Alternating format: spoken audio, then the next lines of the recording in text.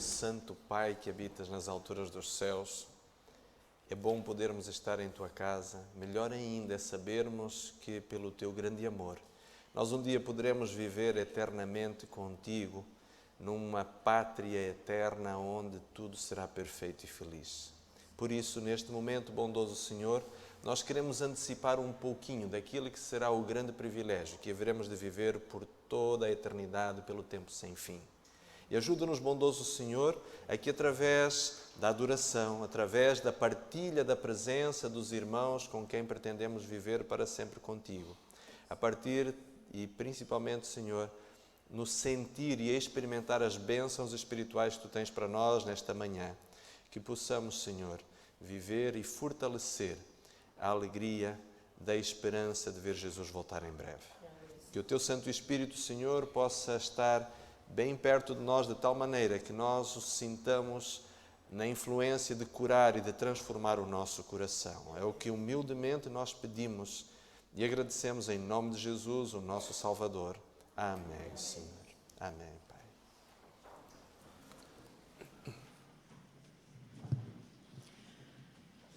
Damos as boas-vindas aos irmãos aqui presentes e às visitas e todos aqueles que nos assistem através da net.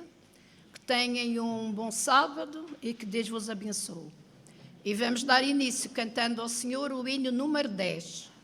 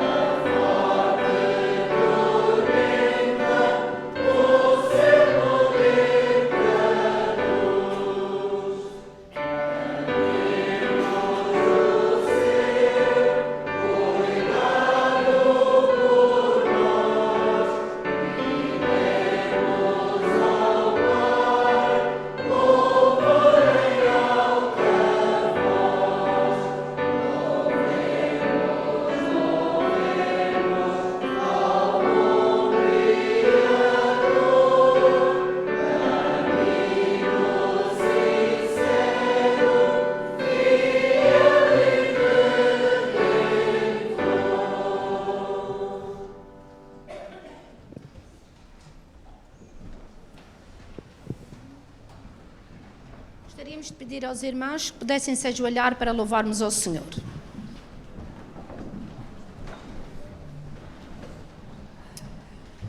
Bom e amantíssimo Pai, muito obrigada pela oportunidade que nos deste de virmos louvar o Teu nome, Senhor. Saber que Tu, com a Tua misericórdia, nos amas e estás pronto sempre a nos proteger, Senhor. Te queremos pedir uma bênção muito especial esta manhã pela mensagem que Tu preparaste, Senhor. Pela mensagem que através do pastor Rui Tu vais fazer chegar até nós, Senhor. Te queremos também, Senhor, suplicar por todas as famílias aqui, Senhor. Todos aqueles a quem nós representamos, Senhor. E que um dia nós aqui, com os nossos queridos irmãos desta Igreja do Funchal, possamos estar todos na pátria celestial, Senhor. Mas para isso, no Teu santo dia de sábado, quando viemos à Tua casa Te louvar e transmitir o Teu amor que Tu tens por nós aos outros, Senhor. Ajuda-nos, Senhor, a nos abraçarmos como irmãos sinceros, para que um dia possamos ter todos paz e amor na pátria celestial, Senhor. Acompanha-nos durante este dia, Senhor, e o que Te suplicamos, Sabemos que não somos dignos nem merecedores, mas Tu, com a Tua misericórdia, estás sempre pronto, Senhor.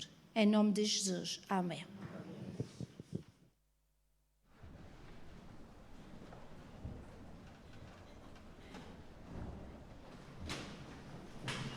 Dando continuidade ao culto em honra do Senhor esta manhã, chegou o momento também em que o Senhor pede para que tomemos parte neste culto, trazendo e doando ou devolvendo os nossos dízimos e ofertas que tão misericordiosamente o Senhor nos tem dado nas nossas mãos.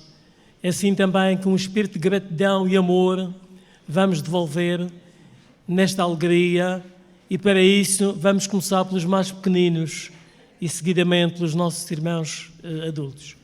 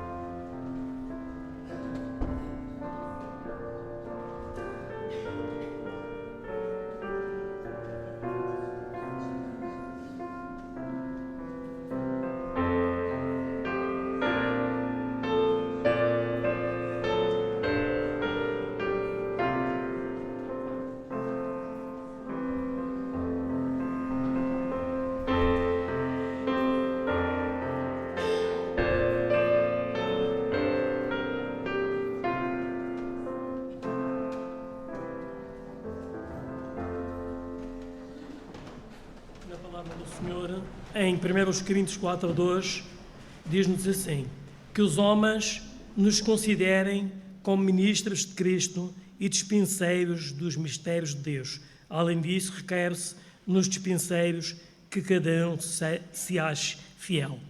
Vamos baixar as nossas cabeças para orarmos ao Senhor. Bom e amado Pai, Altíssimo Senhor, é sempre com muita alegria que estamos aqui na Tua casa de oração. Neste santo dia, Senhor, que Tu criaste para cada um de nós, para que possamos sentir alegria e regozijo no Teu poder criativo e criador, Senhor. Ajuda-nos, Senhor, a reconhecermos o Teu grande amor, a Tua misericórdia, a Tua bondade, que tens aberto as janelas dos céus e derramado bênçãos sobre todos os Teus filhos, Senhor. E para aquele que seja fiel a Ti, Senhor, Tu dizes na Tua palavra, Senhor, que o vais acumular de bênçãos e que nunca nos vai faltar o pão sobre a mesa, Senhor. Ajuda-nos verdadeiramente a confiarmos em Ti. Abre, Senhor, ajude-nos a abrir este coração empedernido, Senhor, para que seja um coração amável, caritativo e bondoso, cheio de misericórdia, Senhor. Aumenta a nossa fé, bom Pai. Abençoa todos os teus filhos aqui, Senhor, e os que nos faltam também. Abençoa, Senhor, este culto. Tudo pedimos, Senhor, não que nos achemos reconhecidos, mas no teu grande amor e na tua misericórdia e nos méritos do Senhor Jesus. E amém.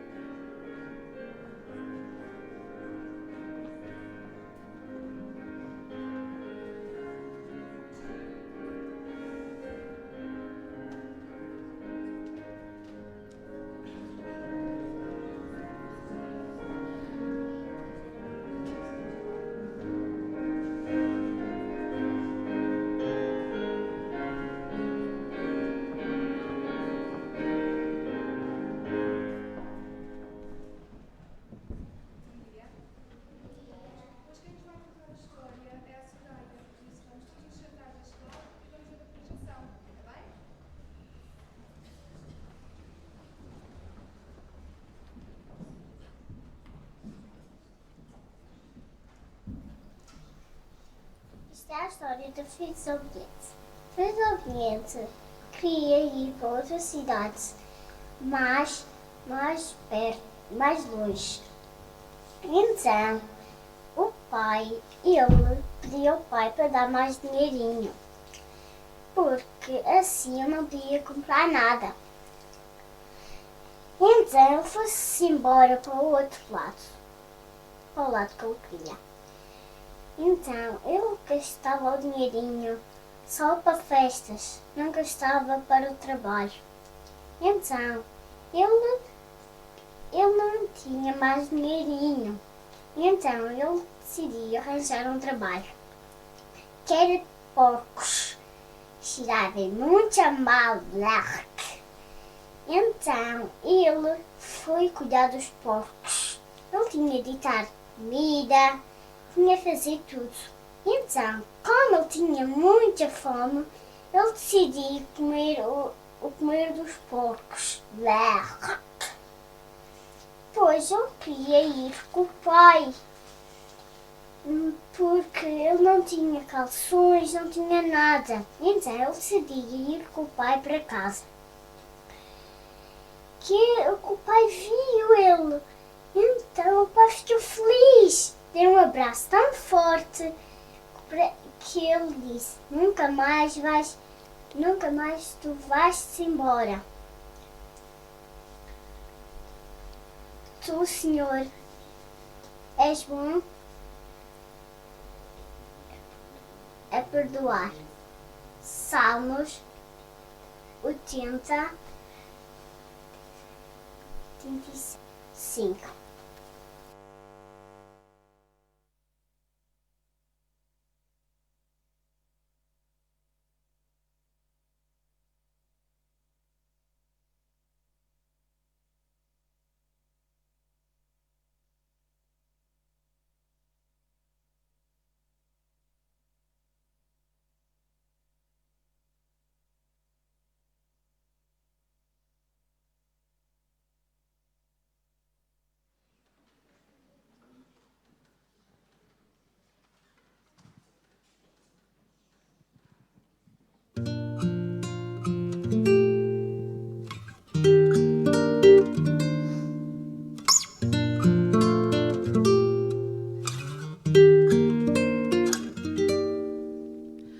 Bem junto a Cristo, eu quero estar.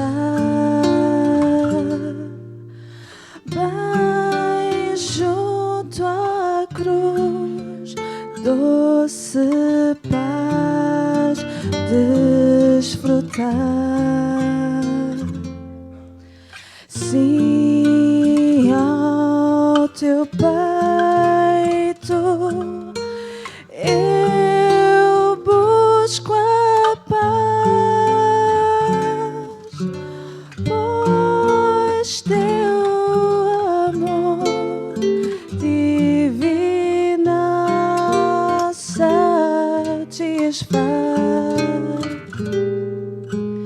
pois teu amor divinal satisfaz.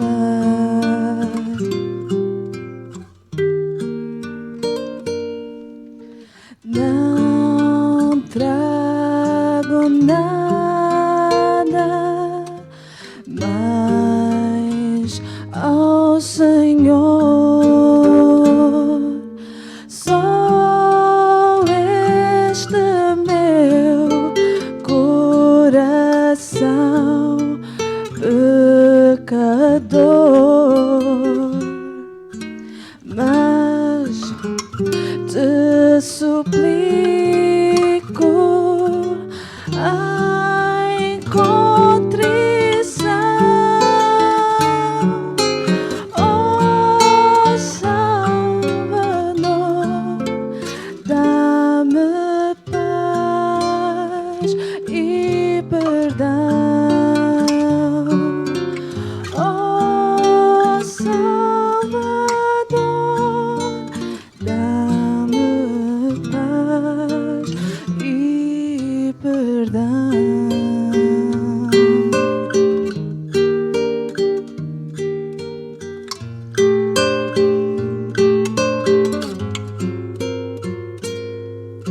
Sim, quero a Cristo bem junto estar, tê-la no além, conseguir aportar,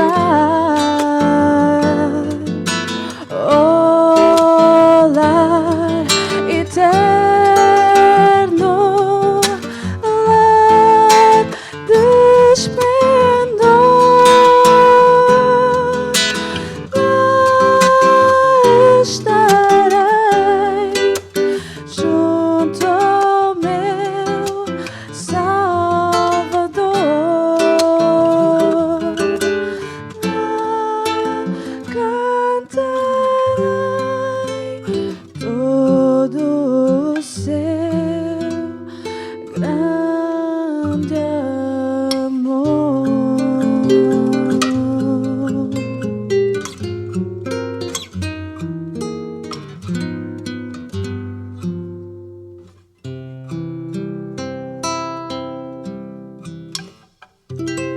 Amém.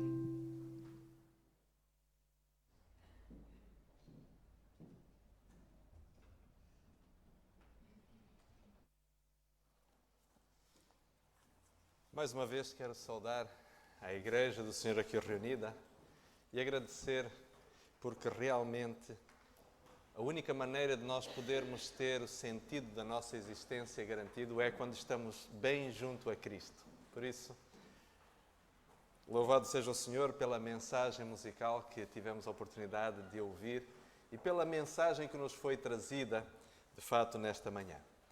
Nós também queremos dar as boas-vindas a todos aqueles nossos amigos que estão conosco e que nesta manhã nos dão a honra da sua presença. É, para mim e para aqueles que habitualmente frequentamos este lugar, uma grande honra tê-los conosco. Aos irmãos que nos visitam, àqueles que estão conosco talvez pela primeira vez, mas queremos, e em particular, dar as boas-vindas àqueles nossos amigos que estão conosco por meio da internet. Talvez há algumas pessoas que neste momento, por não poderem, por condições de saúde, estar numa igreja, assistem ao culto, à pregação da palavra desta forma.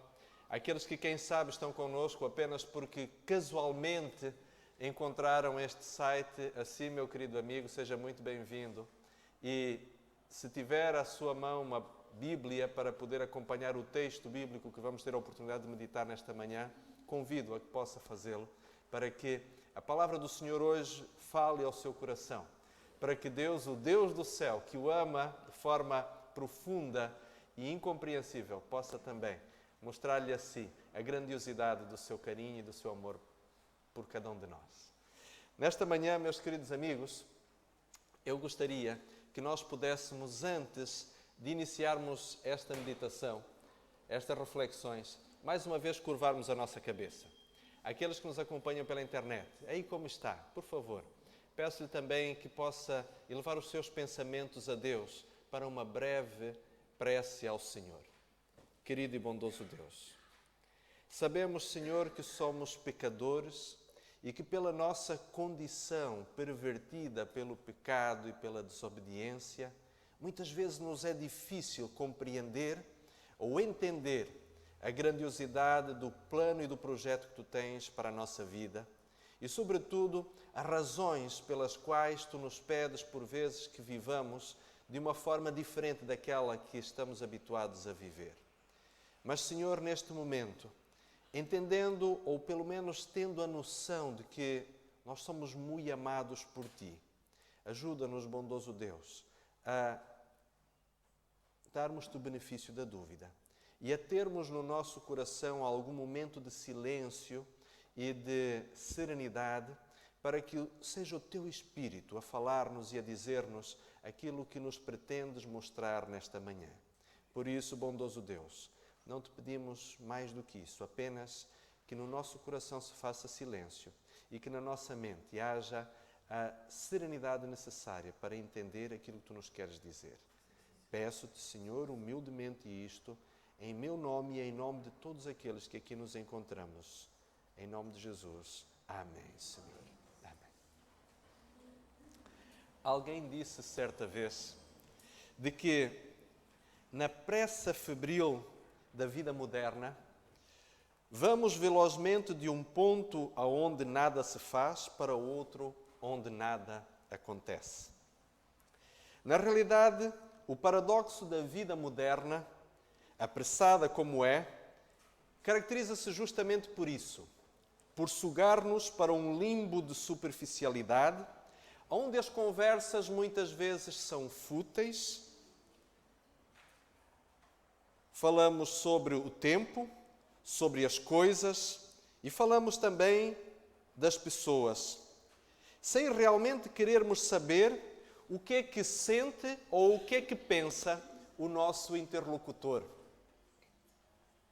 Os nossos pensamentos, meus queridos, muitas vezes têm a profundidade de uma poça de chuva, enquanto que as nossas mágoas, por vezes, têm a dimensão de um cânion. São fundos e extensos. Mas no campo da reflexão, facilmente caímos na armadilha das ideias feitas e do senso comum. Talvez neste momento alguns estejam a pensar, mas o que é que o pastor quer dizer? Aonde é que ele quer chegar? Sabem, é exatamente isto. Muitas vezes parece-nos dolorosamente desconfortável o ato de pensar e de refletir sobre o que é que somos, sobre o que é que nós estamos a fazer com a existência que Deus nos deu para vivermos. Grande parte do tempo da nossa vida passamo-lo a tomar decisões emotivas, quase sempre precipitadas, muitas vezes despidas de determinação ou de genuíno compromisso. Somos mais reativos do que proativos. É como se o fato de termos sido abençoados pelo Criador com o dom da inteligência e do poder da vontade não valesse de nada. Somos, como cristãos, muitas vezes como a grande maioria dos seres humanos que vivem neste planeta. Somos impelidos pela alucinante corrente da vida, rio abaixo. Somos dominados por aquilo que nos cerca. O trabalho, com as suas exigências, as ideias feitas dos outros, as variações caprichosas da moda, a ditadura dos costumes, os prazos, os impostos, as contas para pagar, os filhos, a família, os amigos, os conhecidos e os desconhecidos, com todas as expectativas que eles têm sobre nós. Somos dominados pelo calendário que não para. Há poucos dias atrás ainda era verão. Ontem começaram as aulas e as crianças foram para a escola. Daqui a dias estamos novamente no Natal e nem tivemos tempo ainda de queimar as gordurinhas do Natal passado.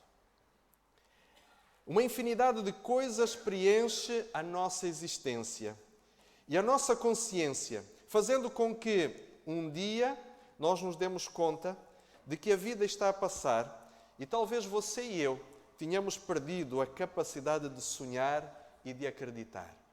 Sonhar com um mundo ideal, como aquele para o qual Deus nos criou, de acreditar que Jesus haverá de voltar para tornar reais as suas promessas.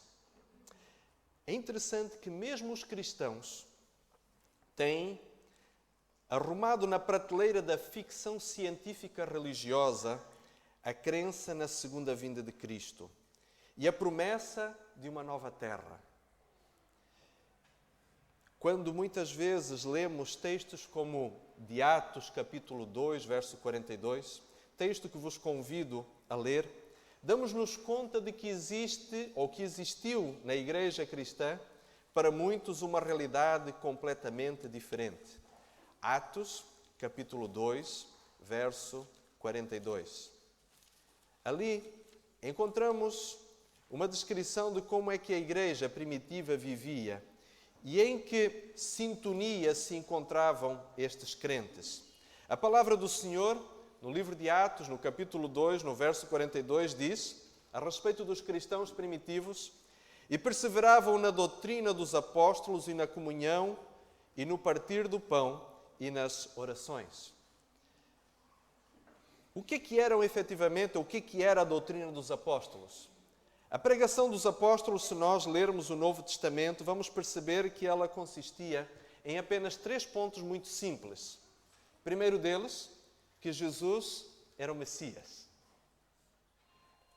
Na vida de Jesus tinham-se cumprido todas as profecias messiânicas prognosticadas no Antigo Testamento. A segunda crença dos apóstolos, que era por eles pregada, Cristo é o Salvador, é o Redentor da humanidade. E a terceira crença que aqueles cristãos tinham era de que Jesus, em breve, haveria de voltar para restaurar o mundo à sua condição original. E, meus queridos, acreditem que para esta gente a vinda de Jesus não era apenas um mito, não era apenas uma história bonita, não era apenas ficção científica religiosa. Para esta gente, a vinda de Jesus era algo muito sério, do qual eles inclusive estavam dispostos a dar a vida, se necessário fosse. E para ilustrar a forma como esta gente acreditava na esperança da vinda de Jesus Cristo, quero-vos convidar a irmos à primeira epístola à epístola do apóstolo São Paulo aos Filipenses.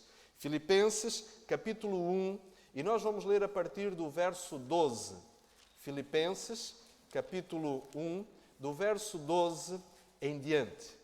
É verdade que estas são palavras do apóstolo Paulo, mas que refletem de uma forma solene aquela que era a crença generalizada dos cristãos em relação à expectativa da vinda de Cristo.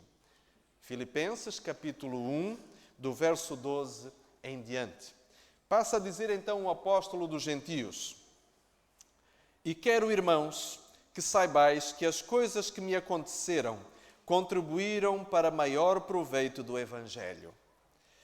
De maneira que as minhas prisões em Cristo foram manifestadas para toda a guarda pretoriana e por todos os demais lugares, e muitos dos irmãos no Senhor, tomando ânimo com as minhas prisões, ousam falar a palavra mais confiadamente e sem temor.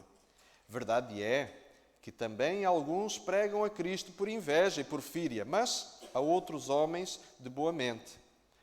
Uns por amor, sabendo que fui posto para a defesa do Evangelho, mas outros, na verdade, anunciam a Cristo por contenção, não puramente julgando acrescentar aflição às minhas prisões. Mas que importa?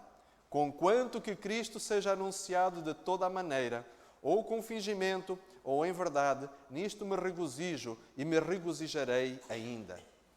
Porque sei que disto me resultará salvação, pela vossa oração e pelo socorro do Espírito de Jesus.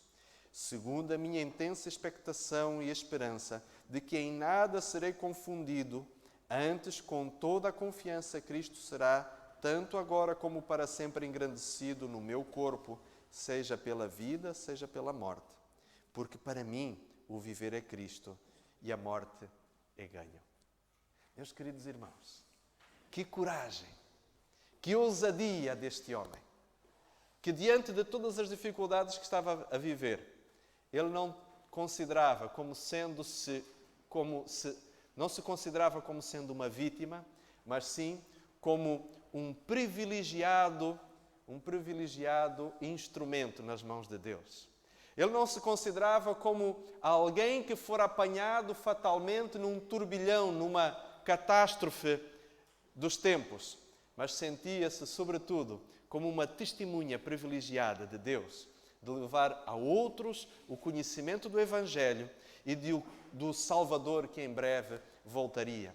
Por esta razão ele dizia: para mim o viver tem como objetivo satisfazer as necessidades e os objetivos que Cristo tem na terra. E o morrer, tão simplesmente, é lucro, é ganho, como diz em algumas Bíblias. Mas, meus queridos, não era só o apóstolo Paulo que tinha esta expectativa. Se nós formos à segunda epístola de Pedro, no capítulo 3, encontramos exatamente um outro herói da fé, que era capaz de falar da mesma forma que a grande maioria dos crentes via e entendia a razão da sua existência para a vinda de Cristo. 2 Pedro, capítulo 3, do verso 1 em diante.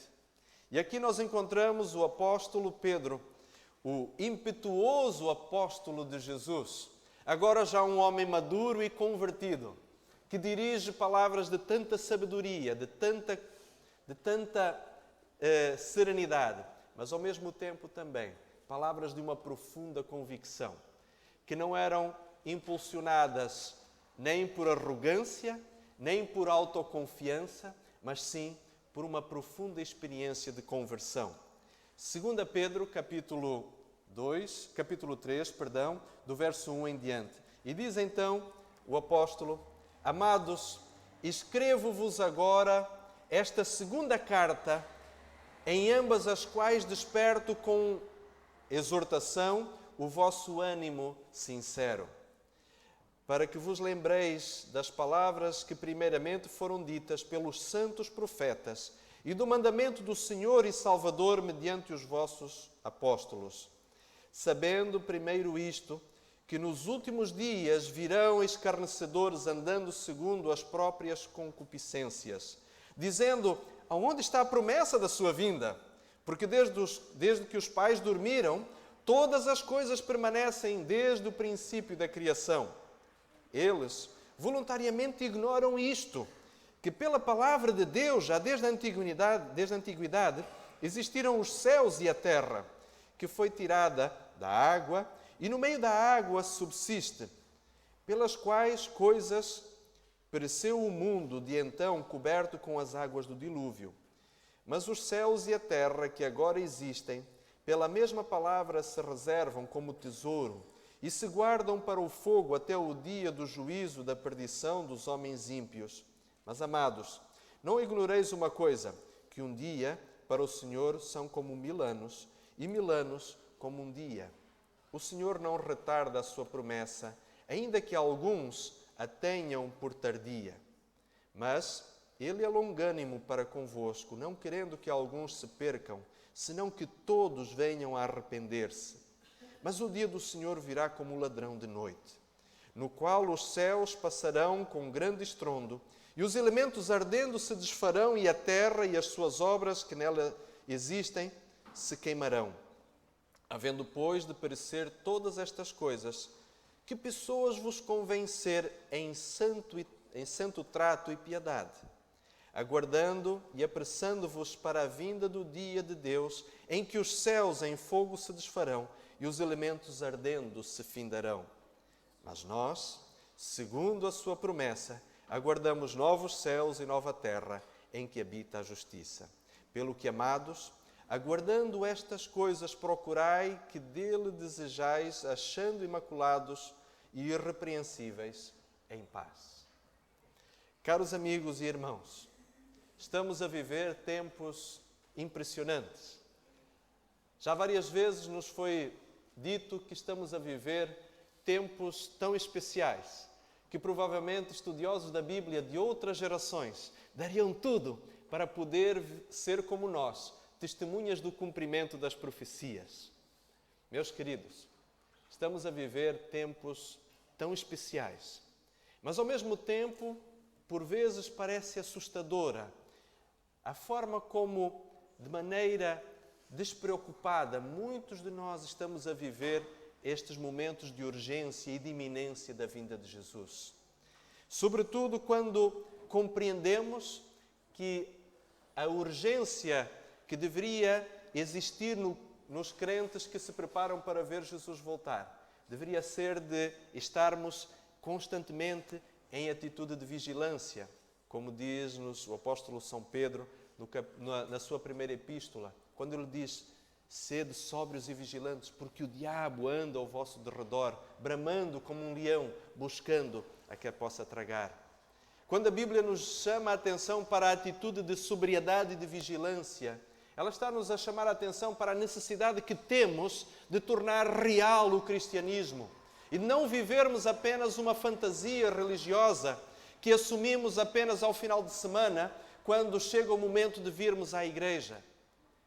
O cristianismo tem que ser alguma coisa real, tem que ser alguma coisa que seja vivido 24 horas por dia, 7 dias por semana, 12 meses por ano e todos os anos que o Senhor nos der de existência sobre esta terra. Quero ainda convidá-los, meus queridos, a lermos um outro texto memorável da palavra do Senhor, que nos confirma a certeza de que Jesus Cristo haverá de voltar a esta terra. Encontra-se em 1 Tessalonicenses, no capítulo 4, do verso 13 em diante. Primeira epístola do apóstolo São Paulo aos Tessalonicenses, capítulo 4, do verso 13 em diante. Aqueles que tiveram a oportunidade nesta semana de assistir à meditação de quarta-feira devem se recordar da proposta didática apresentada pelo irmão Valdemar naquele momento. As promessas de Deus são gratuitas, são preciosas, são grandiosas e cumprem-se fielmente. Aprendemos também que existem mais de 2.500 promessas na Bíblia, boa parte das quais falam a respeito da segunda vinda de Jesus a este mundo. Há mais profecias a respeito da vinda de Jesus para a restauração do mundo do que profecias que falavam a respeito da sua primeira vinda. Por isso, este assunto deveria se revestir de uma importância soberana na nossa própria vida. 1 Tessalonicenses, capítulo 4, do verso 13 em diante, diz então assim: não quero, irmãos, que sejais ignorantes acerca daqueles que já dormem, para que não vos entristeçais como os demais que não têm esperança. Porque se cremos que Jesus morreu e ressuscitou, assim também aos que em Jesus dormem, Deus os tornará a trazer com Ele. Dizemo-vos, pois, pela palavra do Senhor, que nós, os que ficarmos vivos, para a vinda do Senhor, não precederemos os que dormem, porque o mesmo Senhor descerá do céu, com alarido e com voz de arcanjo, e com a trombeta de Deus, e os que morreram em Cristo ressuscitarão primeiro. E depois nós, os que ficarmos vivos, seremos arrebatados juntamente com eles nas nuvens a encontrar o Senhor nos ares. E assim estaremos para sempre com o Senhor. Portanto, diz Paulo, consolai-vos uns aos outros com estas palavras. Mas, irmãos, acerca dos tempos e das estações, não necessitais que vos escreva novamente, porque vós mesmos sabeis muito bem o dia que o Senhor virá. O dia do Senhor virá como um ladrão de noite. Pois que, quando disserem a paz e segurança, então lhes sobrevirá a repentina destruição, como as dores de parto àquela que está grávida, e de modo nenhum escaparão. Mas vós, irmãos, já não estáis em trevas para que aquele dia vos surpreenda como um ladrão. porque todos vós sois filhos da luz e do dia, e nós não somos da noite nem das trevas. Não dormamos, pois, como os demais, mas vigiemos e sejamos sóbrios, porque os que dormem, dormem de noite, e os que se embebedam, embebedam-se de noite. Mas nós que somos do dia, sejamos sóbrios, vestindo-nos com a couraça da fé e do amor, e tendo por capacete a esperança da salvação. Porque Deus não nos destinou para a ira, mas para a aquisição da salvação por nosso Senhor Jesus Cristo, que morreu por nós, para que, quer vigiemos, quer durmamos, vivamos juntamente com Ele. Pelo que, exortai-vos uns aos outros, edificai-vos uns aos outros, como também o fazeis. Queridos, quero vos propor uma parábola moderna. A parábola de um homem que vai viajar de avião. Este homem aproxima-se do balcão e, naquilo que talvez para nós é uma realidade muito habitual, apresenta a sua identificação, apresenta o seu bilhete, despacha a sua bagagem e tem, portanto, emitido o seu bilhete. Fez então o check-in. Aproxima-se então do segurança que lhe deve permitir passar para a nova etapa, que é justamente ir para o lugar onde será feita a sua revisão, a sua vistoria. Será inspecionado para ver se está em condições de poder entrar no avião. É verificada que seu bilhete é válido. Passa então pela vistoria. E agora este homem passa finalmente para a última etapa, que lhe permitirá depois entrar no avião. Ele vai ficar a aguardar alguns minutos, algum tempo, na sala de espera. E agora imaginemos que este homem que ali está, olha para o relógio e diz, bom, o avião ainda vai demorar e eu agora teria tempo para fazer uma série de outras coisas. E então ele resolve ir até ao restaurante. E ali então ele pede alguma coisa para comer, alguma coisa para beber. Mas depois recorda-se que eventualmente até precisava falar com outras pessoas. E diz, bom, ainda falta tanto tempo, por que eu não saio um pouquinho e vou novamente para fora da área de embarque e ali eu poderei, quem sabe, tratar destas coisas, ainda falta tanto tempo para o embarque do avião. Mas isto é uma parábola. E as parábolas nem sempre são tão reais assim. Imaginemos que este homem até podia sair da área de embarque. E ele então sai para ir conversar com um, com outro. E em certo momento, este homem perde a noção do tempo. E quando se dá conta, o seu avião, aonde ele deveria ir, já partiu. Foi-se embora. E ele ficou em terra.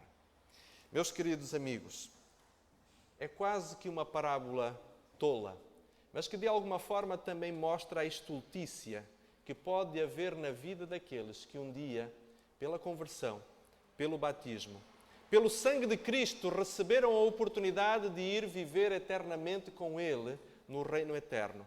Possam estar a colocar prioridades secundárias diante da prioridade principal, que é aguardarmos a vinda de Cristo. Meus queridos amigos, o mais importante de todos os dons que Deus deu à humanidade é o tempo. A vida, o dom do existir, faz parte justamente de tudo isto que Deus nos dá. Deus deu-nos o tempo. E a pergunta que Deus nos quer fazer nesta manhã é justamente essa. Na pressa da vida moderna, o que é que você e eu estamos a fazer com o tempo que Deus nos dá? Para os cristãos primitivos de há quase 2000 anos atrás, a expectativa da vinda de Cristo era algo muito sério. Era algo tão solene que eles estavam dispostos a dar, se necessário, a sua própria vida por esta esperança. Aquela gente não brincava com a certeza da vinda de Jesus. Eles acreditavam plena e confiantemente de que Jesus tinha morrido por eles, para que um dia, quando Ele voltasse, eles pudessem ser levados para o céu. A ponto de, como lemos aqui em 1 Tessalonicenses, o apóstolo Paulo dizer: Aqueles que estiverem vivos, ele acreditava que estaria vivo por altura da vinda de Jesus, porque ele acreditava que a vinda de Jesus Cristo seria para breve. Mas o que é interessante é que não só o apóstolo Paulo, como os grandes homens da igreja cristã, todos eles já descansaram. O fato destes homens estarem equivocados com relação ao tempo da vinda de Jesus não torna a promessa de Cristo inválida. Na realidade, e todos nós conhecemos textos suficientes das Escrituras que nos mostram que a vinda de Jesus será algo muito real, algo muito visível, algo que todos verão e perceberão. Por isso, meus queridos, cada dia que passa não prova que Jesus tenha se esquecido deste planeta, mas demonstra, sobretudo, que cada dia que passa, Cristo está mais perto de voltar. E a pergunta que o Senhor nos faz é: como estamos nós a preparar-nos para este grande evento? Estamos nós, paciente e solenemente aguardando a sala de espera para embarcarmos, para irmos com o Senhor para o céu? Meus queridos, que esta seja efetivamente a nossa experiência. Quero-vos convidar à leitura de um último texto, que é subejamente conhecido de todos, mas que gostaria que o pudéssemos ler neste contexto da expectação da vinda de Jesus. São João, capítulo 3, versos 16 e 17. Evangelho de São João, capítulo 3, versos 16 e 17. E agora pense, porque Deus amou o mundo de tal maneira. Coloque aí o seu nome e permitam-me a ousadia de colocar o meu próprio nome.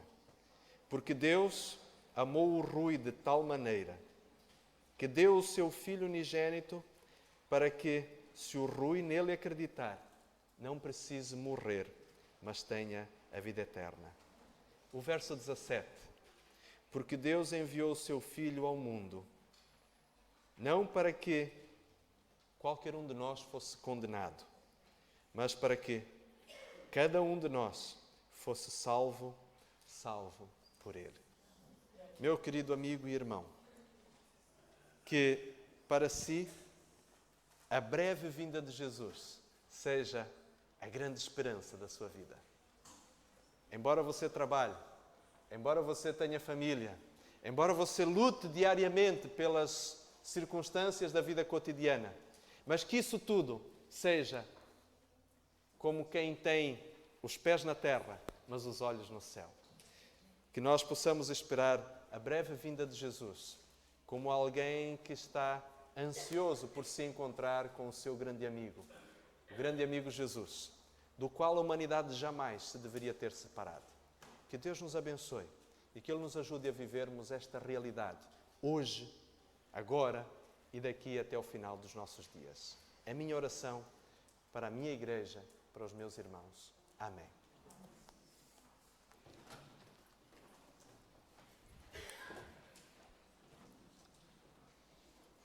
Vamos terminar esta bela mensagem cantando ao Senhor o hino 134. Breve Jesus voltará.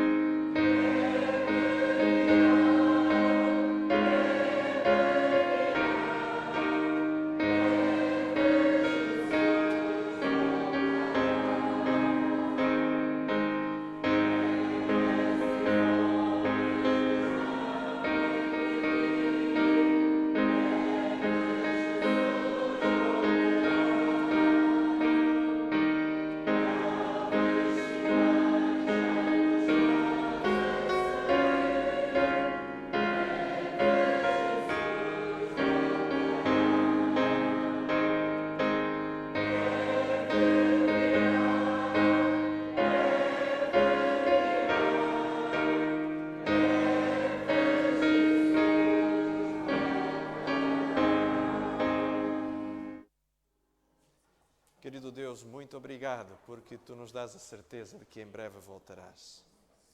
Obrigado, Senhor, porque Tu também nos dás o privilégio de podermos aguardar o retorno de Jesus em condições de o podermos receber como nosso grande amigo.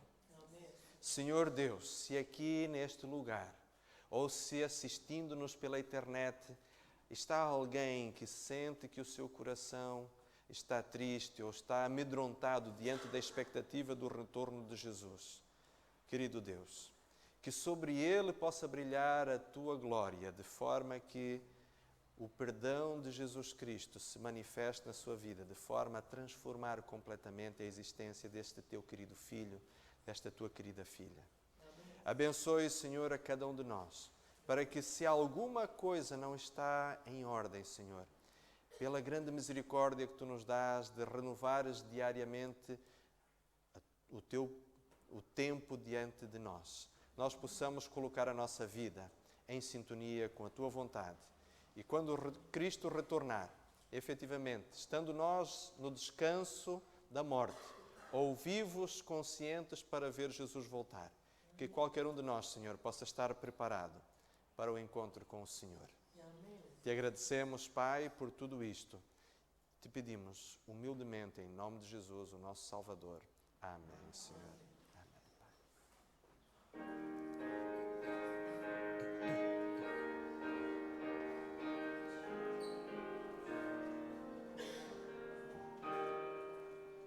E a graça